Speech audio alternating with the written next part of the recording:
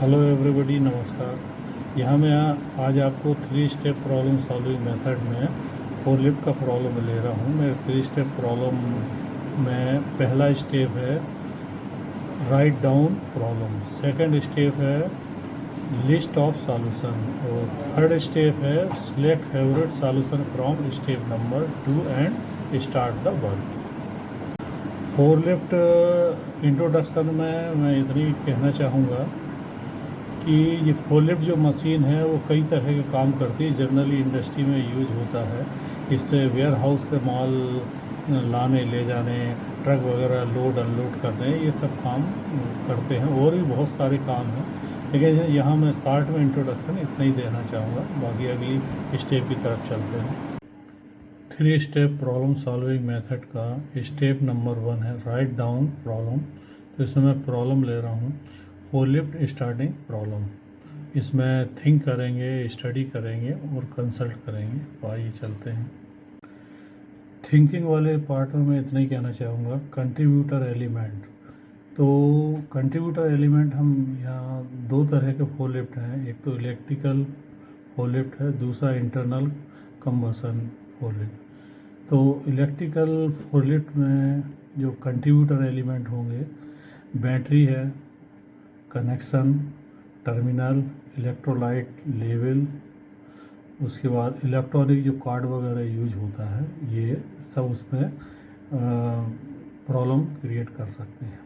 Internal combustion फोरलिफ्ट में fuel है, fuel pump है, एयर लॉक है, यदि एयर लॉक हो गया है, सेल्फ मोटर है, इग्निशन की है, डायनामो है, बैटरी है और बैटरी टर्मिनल वगैरह ये सब आएंगे। तो आइए आगे चलते हैं। अब हम आते हैं स्टेप नंबर 1 के अगले पार्ट में, स्टडी कंसल्टेंट। तो स्टडी में यहाँ मैं हर बार की तरह यही बोलूँगा कि फोरलिफ्ट का जो मैनुअल है एक बार उसे आप पढ़ के देख लीजिए, उसको क्या क्या उसके फंक्शन हैं और जो भी उसका फॉल्ट फाइंडिंग है वो क्या दे रखा है। और उसके बाद ज़रूरत पड़े तो आप कंसल्ट भी कर सकते हैं जो भी टेक्नीशियन है या जो उसका इंजीनियर है या जो भी फोरलिफ्ट रिलेटेड कंसल्टेंट है, उससे आप बात कर लीजिए। और मैं यहाँ इतना ही कहना चाहूँगा कि जब भी आप फोरलिफ्ट का काम करते हैं तो ट्रेंड आदमी के साथ ही काम करना है। ट्रेंड टेक्नीशियन हो, ट्रेंड इंजीनियर हो या अथोराइज पर्सन होना चाहिए। जो आपको फोरलिफ्ट सप्लायर है उसकी तरफ से जो अथोराइज है उसी से ही काम कराना चाहिए, ये मेरा कहना है। और मुझे उम्मीद है आप इस चीज़ को फॉलो करेंगे। आइए अब हम स्टेप नंबर 2 पे चलते हैं। हमारी स्टेप नंबर 2 है लिस्ट ऑफ सॉल्यूशन। तो लिस्ट ऑफ सॉल्यूशन में मैं आपसे इतना कहना चाहूँगा कि ये फोरलिफ्ट हैं 2 तरह के होते हैं, एक तो इलेक्ट्रिकल फोरलिफ्ट है, दूसरा इंटरनल कंबसन फोरलिफ्ट। तो हम अभी पहले इलेक्ट्रिकल फोरलिफ्ट के बारे में बात करते हैं। तो इसका पॉइंट नंबर 1 है find out when forklift was last recharge. मतलब अपना फोरलिफ्ट है वो अभी लास्ट कब रिचार्ज हुआ था उसके बारे में देखेंगे।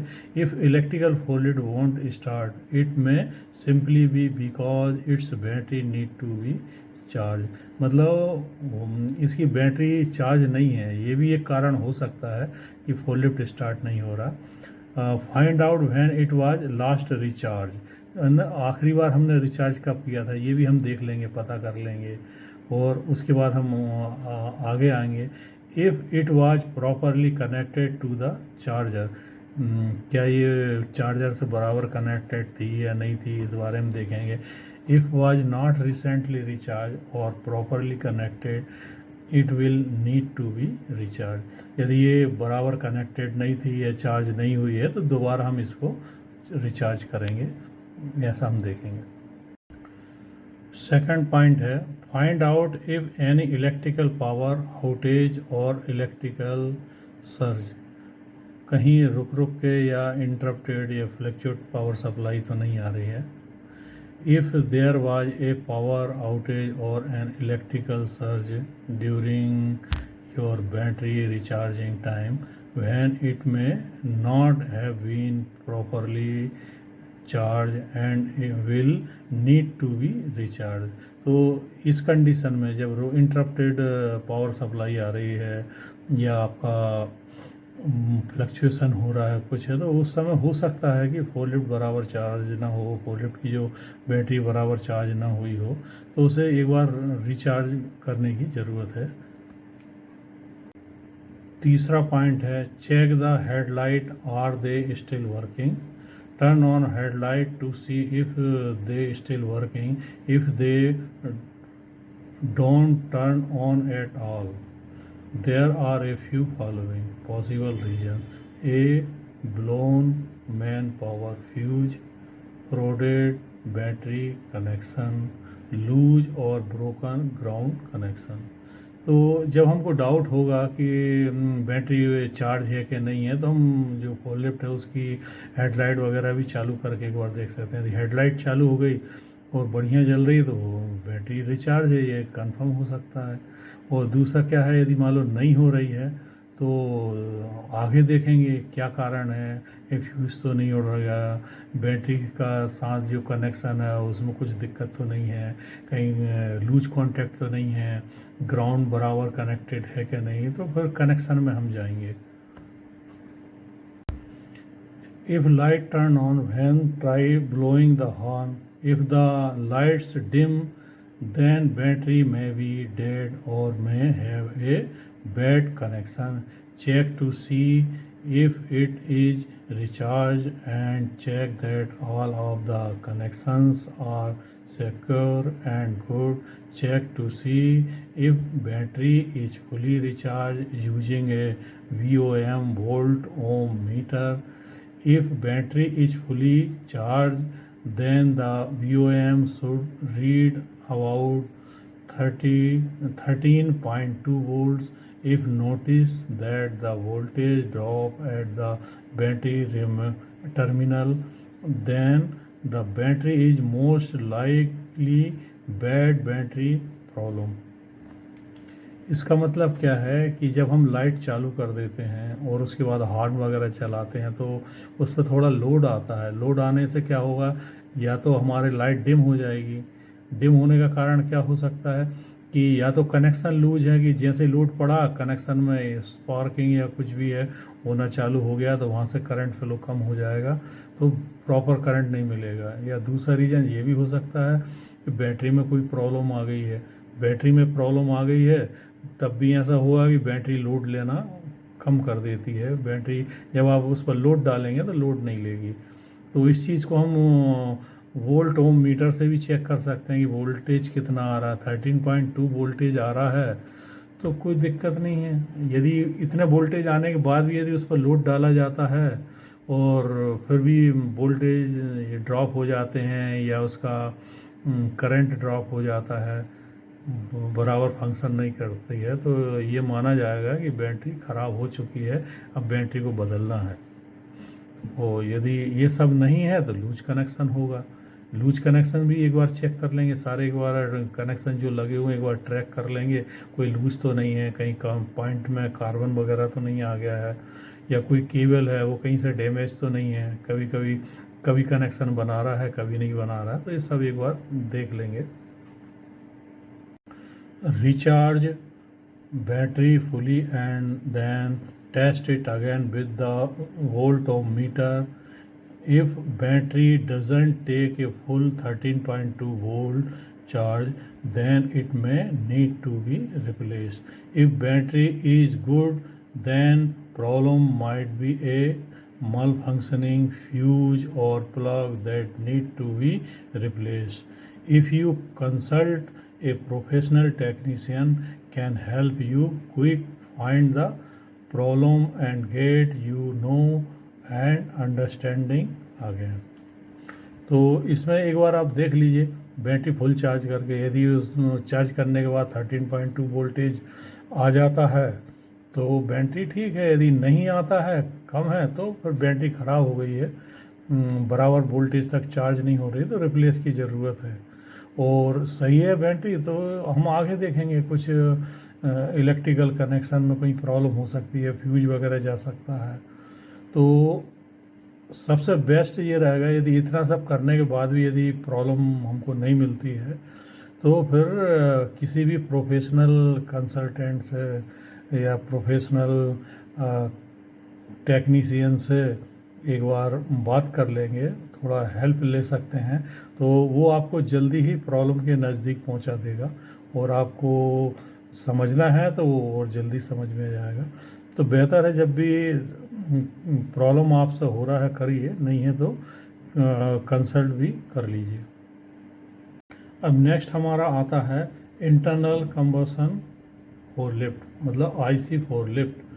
So if forklift has an internal combustion engine, then should check that it is properly getting its fuel or not। तो हम इसमें ये देख लेंगे, यदि हमारा इंटरनल कंबशन फोरलिफ्ट है तो इसको फ्यूल बराबर मिल रहा है या नहीं मिल रहा है। यदि नहीं मिल रहा है तो प्रॉब्लम हो सकती है। यदि फ्यूल मिल रहा है उसके बाद स्टार्ट नहीं हो रहा है तो बात अलग है। तो अभी हम चलते हैं पॉइंट 1 की तरफ। Check to see if fuel is still good. Find out if the fuel has been sitting in forklift's tank for an extended period of time. It may need to have a completely new tank of fuel. Fuel can go bad in a little as 1 month, especially if it comes in contact with water. Keeping your tank full will cut down on condensation forming inside of your tank and damage your fuel। तो क्या होता है, यदि ज़्यादा पुराना fuel हो गया है तो उसमें वाटर कंटेमिनेशन हो सकता है। तो उसमें जो है पुराना होने से वो क्या होगा, वो जो वाटर यदि उसमें होगा और नीचे बैठ गया है तो जब भी आप गाड़ी स्टार्ट करेंगे तो पहले वो चला जाएगा, वाटर चला जाएगा। वो अंदर जाके क्या करेगा, अंदर आपके पार्ट्स को भी डैमेज कर सकता है और भी प्रॉब्लम क्रिएट कर सकता है। तो ज़्यादा पुराना फ्यूल है तो उसे चेंज कर दें और हमेशा फ्रेश फ्यूल ही डालें। इस चीज़ का विशेष ध्यान रखना है। नेक्स्ट पॉइंट 2 है check other fluid level. Check all the other fluid level to see that they are topped up. In some cases, forklift won't start because it may be designed to stop the fuel valve from opening. If there isn't sufficient oil in the engine, this is a safety feature that prevents you from operating your forklift without enough oil and thus damaging your engine। तो आजकल क्या है, इस फोरलिफ्ट में थोड़ा safety के point of view से थोड़ा स्पेशल फीचर्स भी आ गया है। यदि आपका फ्यूल टैंक का लेवल डाउन है तो वो स्टार्ट नहीं होगा, या और भी जो ऑयल वगैरह यूज होते हैं उनका लेवल डाउन है तो वो स्टार्टिंग नहीं होगा, वो इंटरलॉक वगैरह करके रखते हैं। तो इस चीज़ का भी ध्यान रखना है कि सेफ्टी फीचर्स हैं वो चीज़ें कभी बाईपास नहीं होना चाहिए, ना ही करना है।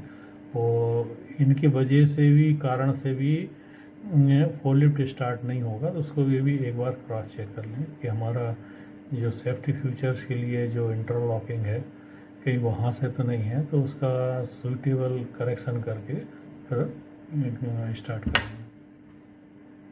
मेरा तीसरा पॉइंट है check fuel leak. See if the smell of fuel is stronger than usual.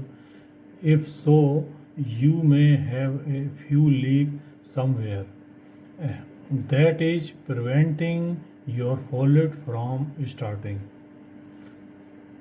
यदि कहीं से ऑयल या कहीं से हमारा फ्यूल का लीकेज है तो भी फोरलिफ्ट स्टार्ट नहीं होगा, ये भी एक रीज़न हो सकता है। ये कैसे होगा, आप मान लीजिए आपका फ्यूल पंप लाइन में लगा हुआ है, फ्यूल पंप का जो इनलेट लाइन है, सक्शन लाइन है, वो टैंक से फ्यूल पंप में आता है। यदि वो लाइन लीक कर रही है तो भी क्या होगा, वो पंप जो है एयर ले लेगा और आपका जो फोर लिफ्ट है उसमें एयर लॉक हो जाएगा, आगे फ्यूल नहीं जाएगा। तो वो भी एक रीज़न हो सकता है स्टार्ट नहीं होना। दूसरा क्या, यदि टैंक में ही आपका फ्यूल का पंप है तो सक्शन का तो प्रॉब्लम नहीं आएगा, तो लो लेवल से भी प्रॉब्लम आ सकता है। तो देखना पड़ेगा सर्किट कैसा है। तो लीकेज का भी फर्क पड़ता है। यदि आउट वाली लाइन में यदि फ्यूल पंप के आउटलेट में लीकेज है तब भी फ्यूल पहुंचेगा नहीं, हो सकता फ्यूल नीचे गिर रहा हो। तो ये कारण हो सकता है फोर लिफ्ट के स्टार्ट न होने का। और चौथा पॉइंट है check your battery. Internal combustion forklift contain battery not only for fuel but also for running other component of the forklift. Follow under electrical forklift battery check point to make sure the problem isn't with the battery. तो battery भी contributor है। यदि battery में problem है तब भी आपको four lift start नहीं होगा, क्योंकि फोर लिफ्ट में जो बैटरी लगी होती है वो खाली स्टार्टिंग के लिए नहीं, और भी चीज़ें उससे ऑपरेट होती हैं। रिले ऑपरेट होगी, बहुत सारे जो फंक्शन है वो बैटरी से ऑपरेट होंगे। कुछ इंटरलॉकिंग सिस्टम्स हैं वो भी उससे ऑपरेट होंगे। तो बैटरी चार्ज होना ज़रूरी है। यदि आपकी बैटरी चार्ज नहीं है तो ये सब प्रॉब्लमें आ सकती हैं। बैटरी यदि चार्जिंग नहीं हो रही है, बैटरी में प्रॉब्लम है, तो ये चीज़ हम इलेक्ट्रिकल फोरलिफ्ट में बैटरी कैसे चेक करें वो सब प्रोसीजर बता दिया है। यदि हाँ बैटरी में प्रॉब्लम है तो एक बार वो प्रोसीजर आप इलेक्ट्रिकल ऑपरेटेड जो फोरलिफ्ट है उसमें जो बैटरी चेक करने का प्रोसीजर है उसको आप फॉलो कर सकते हैं। फिफ्थ पॉइंट है अदर पॉसिबल कॉजेज़। तो अदर पॉसिबल कॉजेज़ का पहला पॉइंट है सेफ्टी फीचर्स और on. Some forklifts are equipped with an emergency power off switch. Check to see that this switch hasn't been accidentally flipped as it could be the reason why forklift won't start. Second point है engine is too cold. If forklift has been exposed to extremely cold temperature for a long period of time, then it may not start. If possible, move forklift to a warmer area, let it warm up for a while, and they try start it again. तो इसमें यही है पहला point में जैसे बताया गया है कि यदि सेफ्टी फीचर्स की वजह से यदि सेफ्टी फीचर्स ऑन है तो भी फोरलिफ्ट स्टार्ट नहीं होगा। तो उस चीज़ को भी देख लें, वो सेफ्टी वगैरह सब रिमूव होना चाहिए, सेफ्टी लॉक नहीं रहना चाहिए। जहाँ जहाँ सेफ्टी लॉक अनलॉक करने का करेंगे। और दूसरा रीज़न बताया कि यदि बहुत ज़्यादा ठंडे एरिया में फोरलिफ्ट खड़ा है, इंजन एकदम ठंडा हो गया तब भी नहीं होगा स्टार्ट। तो इसके लिए थोड़ा सा वार्म एरिया में उसको शिफ्ट कर दें, तो थोड़ी देर में हल्का गर्म हो जाएगा, जिससे स्टार्ट होने में उसको आसानी रहेगी। और हल्का वार्म होने के बाद फिर उसे स्टार्ट करें, स्टार्ट हो जाएगा।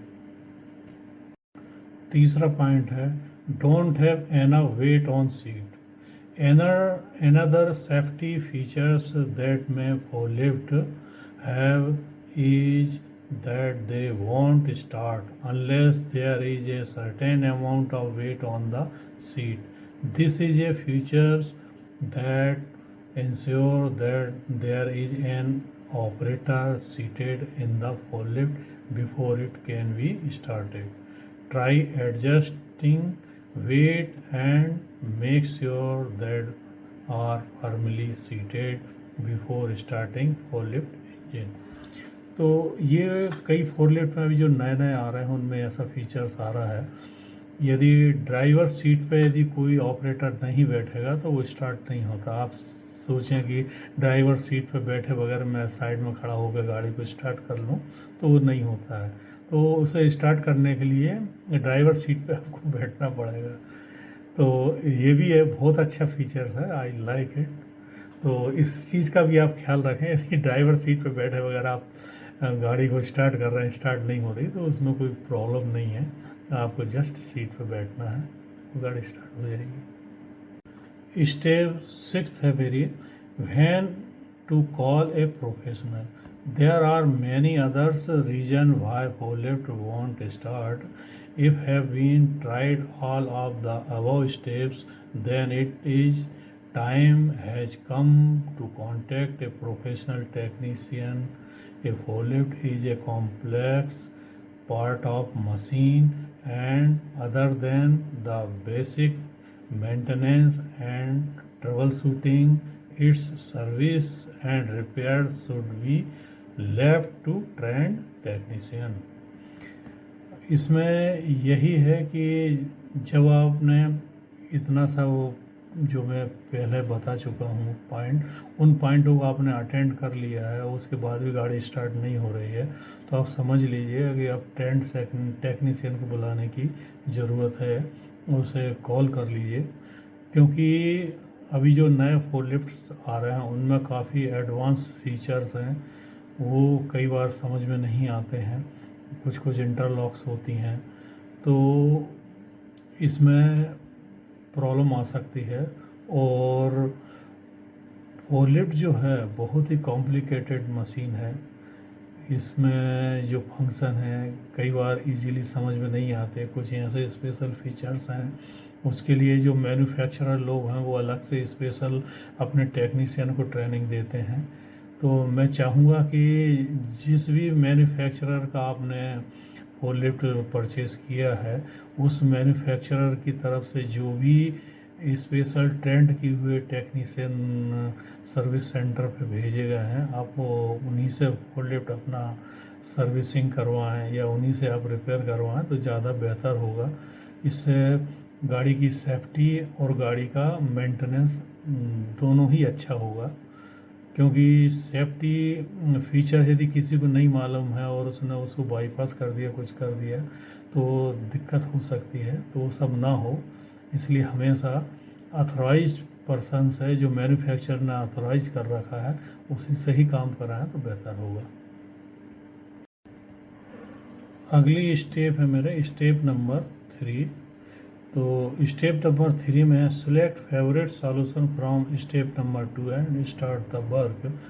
तो आपको स्टेप नंबर 2 से जो भी फेवरेट सॉल्यूशन आपको लगता है वो आप पहले अटेंड कर लीजिए, उसके बाद जो सेकंड फेवरेट सॉल्यूशन है वो आप उसके बाद में अटेंड कर लीजिए।